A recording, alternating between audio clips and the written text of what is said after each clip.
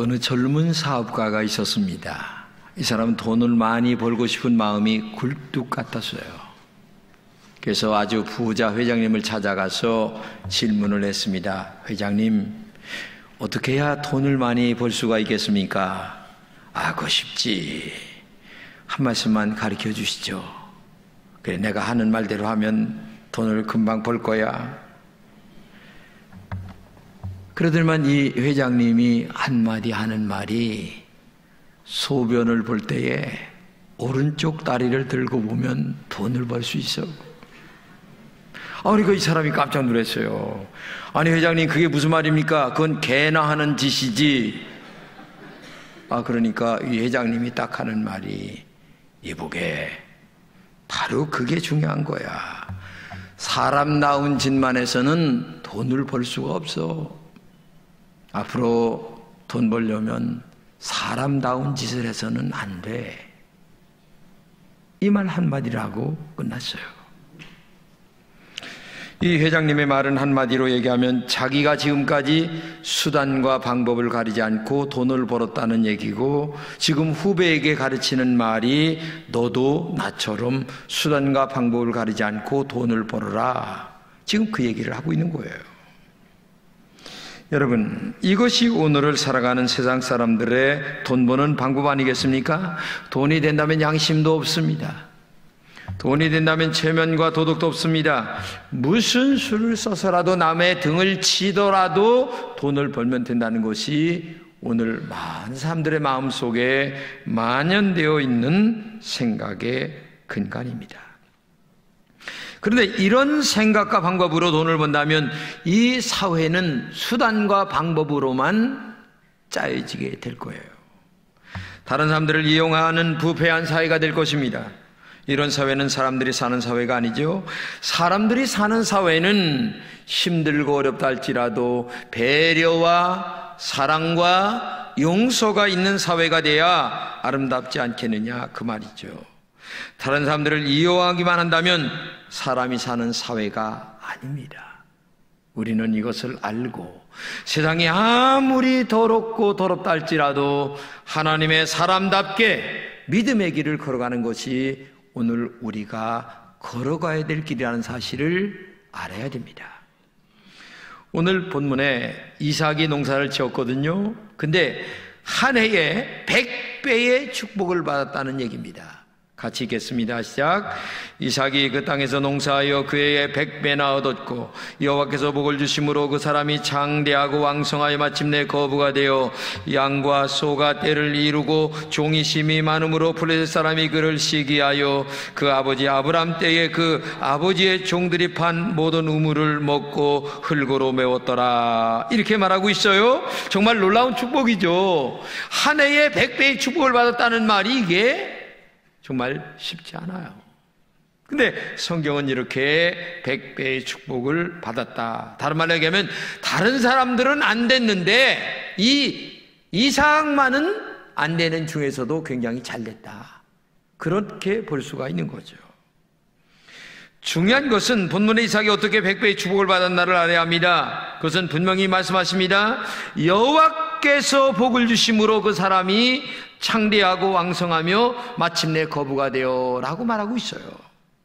하나님께서 복을 주셨기 때문이라는 말입니다. 다른 말로 얘기하면 하나님이 복 주시는 사람이 됐다는 얘기입니다. 하나님이 복을 주실 때에 받을 만한 영적 신앙이 그의 심장 속에 깔려 있었다는 얘기죠. 오늘 우리도 하나님이 복 주시는 복을 받아야 합니다. 하나님이 복을 나에게 주실 수 있도록 우리가 신앙생활해야 한다는 얘기입니다. 내 노력으로는 밥은 먹고 살 수 있어요. 그러나 하나님이 주시는 복을 받아야만 거부가 되고 진짜 부자가 된다는 얘기예요. 우리는 하나님이 축복하실 수 있도록 신앙생활을 해야 된다는 얘기죠. 그래서 짧게 살다가는 우리의 인생을 하나님이 나에게 축복해 주심으로 주신 물질과 재능과 모든 것들을 가지고 어렵고 힘든 사람들에게 베풀고 사랑하는 그런 은혜로운 하나님의 종들의 모임이 돼야지, 나만 잘 먹고 잘 입고 잘 산다, 이거는 성경적인 원리가 아닙니다. 아브라함이 복을 받았고 아브라함의 아들 이삭이 복을 받아서 많은 사람들에게 베풀었던 것처럼 오늘 여러분들도 많은 복을 받아서 이렇게 베푸는 은혜가 있기를 주님의 이름으로 축복합니다. 그러면 이삭이 어떻게 하나님에게 100배의 복을 받았을까요? 오늘 본문에 보면 아브라함 때에 첫 흉년지로서요, 우리 아버지 때에, 그러니까 힘들어 했는데 아들 때도 흉년이 들었어요. 이삭 때에도. 그래서 그랄 땅으로 이사를 갔는데 이사한 땅이 블레셋 땅입니다. 블레셋도 이방 땅이에요. 그런데 하나님께서 이삭에게 이렇게 말씀하세요. 네 가지를. 첫째, 애굽으로 내려가지 말라. 둘째, 하나님이 지시하는 땅에 거주하라. 그리하면 내게 복을 주실 것이다. 그리고 아버지 아브라함에게 맹세하신 것을 이루겠다. 이렇게 말씀을 하신다는 얘기죠. 자, 이 말은 다른 말로 얘기하면 이삭에게 그 아버지 아브람 때를 상기시켜주는 그런 내용이에요. 자손을 별과 같이 번성하게 해주겠다. 이 모든 땅을 내 자손에게 주겠다. 내 자손으로 천하 만민이 복을 받겠다. 그래서면서 이런 복이 너에게 임하는 것은 네 아버지 아브람이 나에게 순종하고 명령과 계명과 율례와 내 법도를 지켰기 때문이라고 말씀하세요. 이 말씀은 네가 복을 지금 받는데, 복을 받는 것은 너도 잘했지만은 진짜 네가 복을 받는 것은 너의 아버지 아브라함이 나에게 엄청나게 많은 순종하는, 그리고 말씀대로 살아가는 그 십자가의 사랑을 심었기 때문에 네가 지금 복을 받는 거다. 이렇게 말씀하신다는 얘기죠. 그래서 이삭은 애굽으로 내려가지 않고 블레셋 그랄 땅에서 농사를 졌다는 얘기예요.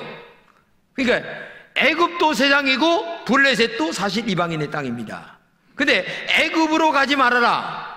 그냥 네가 있는 블레셋 그랄 땅에서 농사 져라. 그런데 거기서 100배를 받았어요.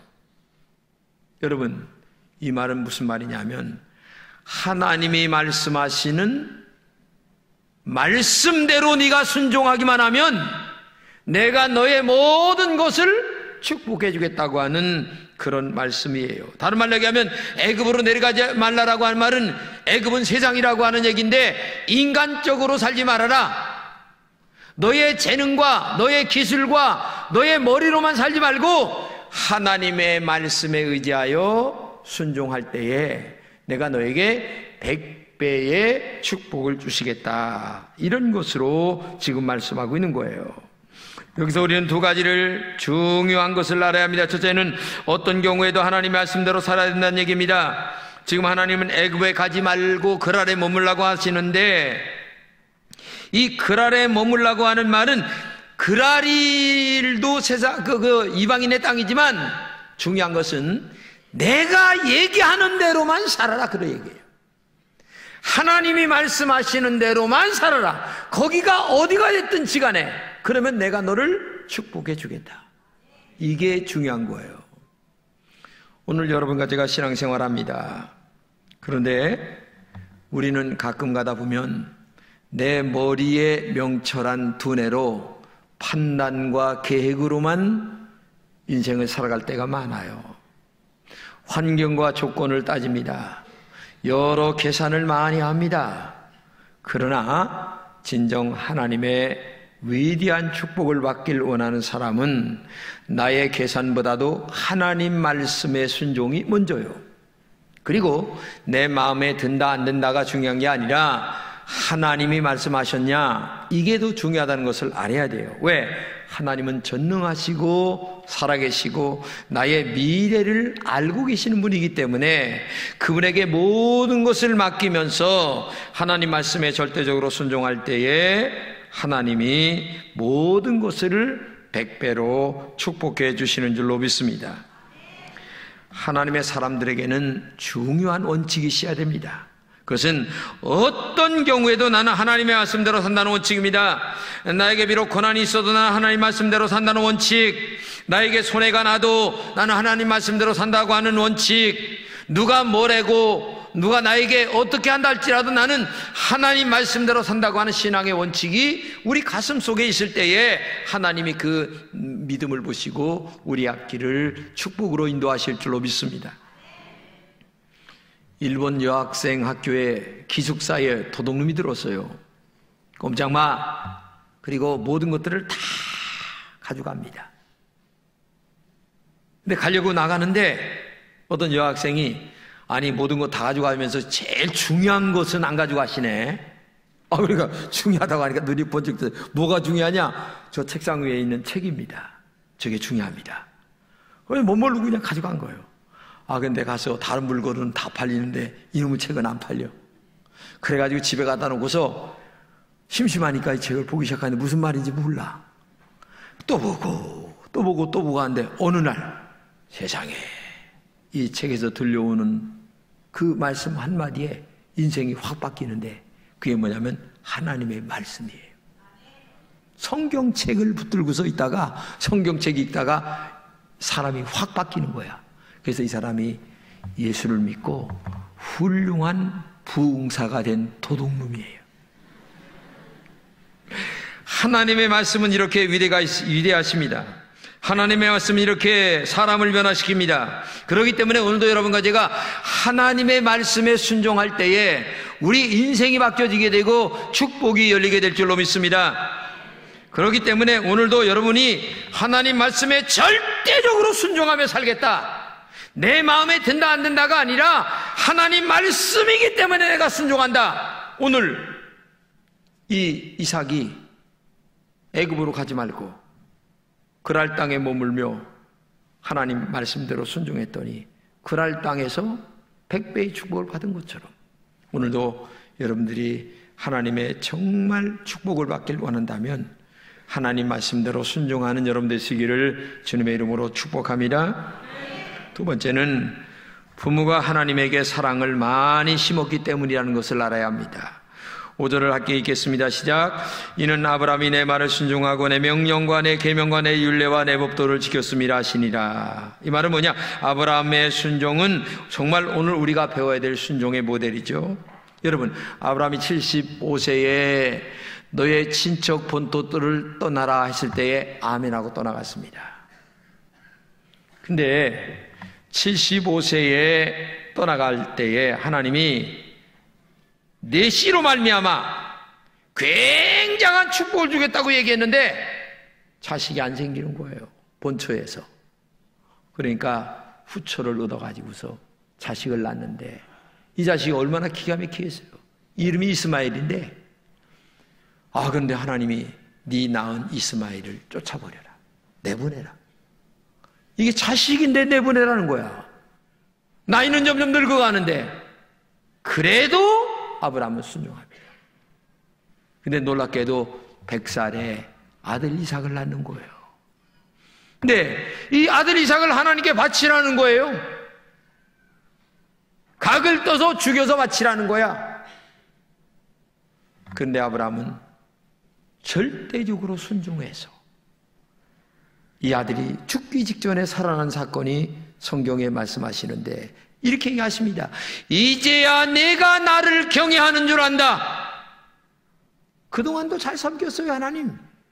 그런데 진짜 섬김이 이때 증명이 됐다는 얘기죠. 이렇게 아브라함은 하나님께 순종하며 살았어요. 이렇게 말씀에 따라 살았다는 얘기가 성경에 말씀하고 있어요. 그러므로 최고의 순종은 이 아브라함이 이삭을 제물로 바치는 그런 순종을 얘기하는데 같이 한번 읽겠습니다. 시작. 여호와께서 이르시기를 내가 나를 가리켜 맹세하노니 내가 이같이 행하여 내 아들 내 독자도 아끼지 아니하였은즉 내가 내게 큰 복을 주고 내 씨가 크게 번성하여 하늘의 별과 같고 바닷가의 모래와 같으리니 내 씨가 내 대적의 문을 차지하리라. 또 내 씨로 말미암아 천하의 만민이 복을 받으리니 이는 내가 나의 말을 준행하였음이니라 하셨다 하니라. 여러분, 이 아들 이삭을 바치면서 하나님이 이 이삭에게 아브라함에게 약속하는 하나의 약속이 있는데 뭐냐? 내 씨에게 복을 준다 이렇게 얘기합니다. 내 자손에게 복을 준다는 말입니다. 정말 부모인 아브라함은 아들을 위하여 많은 것을 심었어요. 심었다고 하는 말은 하나님을 사랑했단 말입니다. 하나님을 정말 사랑하며 순종했습니다. 십계명에도 이렇게 얘기합니다. 나를 사랑하고 내 계명을 지키는 자에게 내가 천대까지 은혜를 베푼다 라는 말씀이 있는데, 아브라함은 하나님을 사랑하여 정말 순종하는 믿음으로 모든 것을 심었어요. 신앙생활이 뭔 줄 아세요? 하나님을 사랑하는 거예요. 하나님을 사랑하기 때문에 내가 좋은 일만 하는 게 아닙니다. 내가 싫은 일도 하나님이 사랑하기 때문에 하나님이 싫어하는 것도 순종하며 나가는 거죠. 하나님을 사랑하기 때문에 힘든 것도 하는 거고, 좋아하는 것만이 아니라 어렵고 고통스러운 것도 하는 게, 이게 하나님 사랑하는 거예요. 이게 잘 되는 비결이에요. 여러분, 신앙 콜라 생활 하지 않나 가만히 생각해 보세요. 어떤 분들은 오랫동안 신앙생활에도 계속 편식만 합니다. 자기 좋은 것만 먹는 사람들이 많아 이만이 있어요.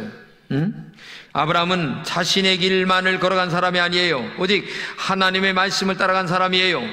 하나님의 말씀만 전적으로 순종한 사람이에요. 그랬더니 아브라함이 복을 많이 받았다라고만 하는 게 아니라 그 자식에게까지 복을 받는데, 이삭만 복을 받은 게 아니라 이삭의 아들 12아들이 이스라엘 민족을 세우는데 기초가 되는 12지파가 됐다는 사실을 알아야 됩니다. 여러분에게 정말 부탁합니다. 신앙은 전능하신 하나님을 믿는 것입니다. 전능하신 하나님에게 순종하는 거예요. 내 마음에 들고 안 들고가 문제가 아니라 하나님 말씀이기 때문에 순종하는 거예요. 애굽에 가지 말아라, 안 가는 거예요. 그랄에 머물러라, 그랄에 머무르는 거예요. 그렇기 때문에 하나님 말씀 중심, 그리고 믿음 중심, 그리고 순종하는 마음으로. 근데 인간적으로 자꾸 신앙생활 하려고 할 때가 많이 있는데, 그것은 옳은 신앙이 아니다. 여러분 기억하고 정말 말씀대로 믿음으로 승리하는 여러분 되시기를 축복합니다. 오래전 기독 공부에 뿌리 깊은 나무라는 제목으로 우리 교단의 68회 총회장 지내신 노량진 교회 원로 목사님이신 리민식 목사님에 대한 이야기가 나왔는데, 참 이 집안은 보기 드문 4대 목사 가정입니다. 제일 먼저 예수를 믿어 신앙생활 하신 분이 림준철이라고 하는 할아버지 목사님이십니다. 이분이 문중에서 예수 믿는다고 쫓겨났어요. 그리고 3.1운동에 연루돼 3년간 옥살이를 했는데 정말 대단하신 분이시죠. 근데 이런 목회자가 자라난 그 아버지 임재수 목사님이 계신데, 이분도 너무나 목회하기가 어려우니까 교편 생활을 하다가 나중에 다시 또 목회를 또 했어요. 그래서 아버지가 2대 목사가 됐고 3대 목사가 리민식 목사님이신데, 이분이 총회장을 지내셨는데 작년 총회에 그의 아들 리명성 목사가 부총회장으로 또 당선이 됐어요. 그리고 손자가 5대 목사가 나오게 됐다는 얘기죠. 그렇기 때문에 이 가정을 보게 되면 굉장히 복받은 가정인데, 노량진에 가게 되면 한강다리 건너가기 전에 오른쪽에 교회가 있는데, 그 교회가 얼마나 은혜로운 교회인지 원로 목사님이 2분이세요. 그러니까 70에 리민식 목사님이 은퇴한 지가 20년이 훨씬 넘었는데, 후임자로 오신 분이 또 원로 목사가 또 됐어. 그러니까 원로 목사가 2분을 모시고 있는 교회가 이 교회예요. 이게 은혜로운 교회 아닙니까? 원로 목사 안 모시려고 별의별 수단을 당하는 교회들이 많은데, 이렇게 은혜로운 교회니까 교인들이 복을 받고 하나님의 사랑을 받고 축복된 삶을 살아가게 될 줄로 믿습니다. 그렇기 때문에 오늘도 여러분과 제가 하나님이 축복할 수밖에 없는 신앙관을 갖고 신앙생활을 바르게 해야 될 줄로 믿습니다. 인간적인 계산, 인간적인 방법, 사람 생각 너무 따지지 마세요. 신앙생활은 그렇게 하는 게 아니에요. 복을 받게 해야 되는데, 그게 뭐냐? 하나님 말씀대로 애굽에 가지 말아라, 그랄 땅에 거기서 농사져. 흉년이 들었는데도 100배의 복을 받는 거예요. 이게 신앙생활이라는 걸 알아야 돼요. 그러나 역사에 보게 되면 슬픈 가문도 있어요. 누구냐면 케네디 가문입니다. 이 케네디 가문이 대단하게 출발합니다. 그런데 형제나 케네디의 아들과 딸들이 비행기 사고나 아니면 약물 복용으로 엄청나게 많이 죽습니다. 그래서 지금은 케네디 가문이 멸망 가문이 됐어요. 참 이상할 정도입니다. 근데 케네디 가문이 이렇게 망한 이유를 많은 사람들은 두 가지로 진단합니다. 첫째는 케네디가 대통령이 되면서 제일 중요한 일 하나를 제거시키는데 그게 뭐냐면 하나님의 말씀을 공립학교에서 못 가르치는 법을 통과시킵니다.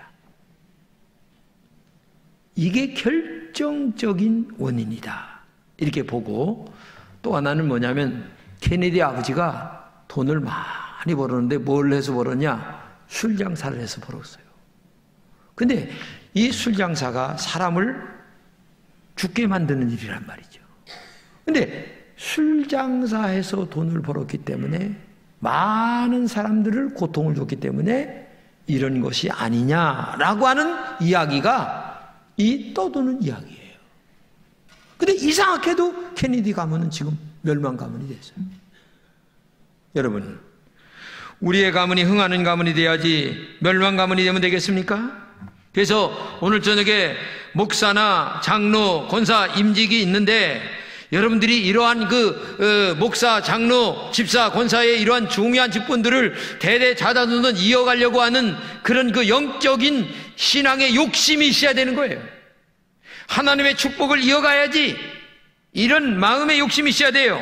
그래서 이번에 임직을 받는 분들은 나 같은 죄인에게 이런 직분을 주신 것이 얼마나 감사한가라고 하는 이 감사하는 마음이 가슴에 있음으로 이 직분이 돼야 되는 거지. 다 주는 거 감나무에 감 따졌나? 권사 땄어? 이런 식으로 생각을 하는 사람들은 축복이 될 수가 없어요. 그렇기 때문에 오늘도 여러분과 제가 이왕의 신앙생활 할 바에는 복 받게 해야지. 복을 받지 못하게 신앙생활 뭐하러 합니까? 그렇지 않아요? 오늘의 아브라함이 되고 오늘의 이삭이 되고 오늘의 야곱이 되어서 다 대대자손은 아브라함과 이삭과 야곱처럼 하나님의 복받는 그런 가문이 되어야 되지 않겠어요? 오늘 여러분과 제가 신앙생활 바르게 하시기를 주님의 이름으로 축복합니다. 스위스의 철학자 스피노자가 한 말 있죠. 오늘 지구의 종말이 온다 할지라도 나는 한 그루의 사과나무를 심겠다. 유명한 말 아닙니까? 그렇습니다. 오늘 지구의 종말이 온다 할지라도 나는 오늘 하나님을 사랑하는 마음으로 살겠다. 나는 지구의 종말이 온다 할지라도 하나님의 말씀대로 살겠다. 나는 지구의 종말이 온다 할지라도 내 가문만큼은 하나님의 이 엄청난 축복을 이어가는 가문이 되도록 만들겠다. 그래서 내 자손을 위하여 믿음을 심고 축복을 심고 계속 심어서 내 자자손손 나팔과 같이 은혜로운 축복의 가문이 되도록 만들겠다고 하는 그런 영적 자세가 여러분들에게 있기를 주님의 이름으로 축복합니다. 아브라함처럼 하나님을 사랑하시기 바랍니다. 아브라함처럼 믿음으로 순종하시기를 바랍니다. 자녀를 위하여 많이 심으시기를 바랍니다. 아브라함처럼 명문 가문이 될 줄로 믿습니다. 그래서 오늘 임직받는 분들 정말 감사해야 돼요. 그리고 오늘의 아브라함과 이삭이 되어서 하나님 정말 감사합니다. 눈물 흘리는 감격이 오늘도 임직받을 때에 충만하기를 주님의 이름으로 축복합니다.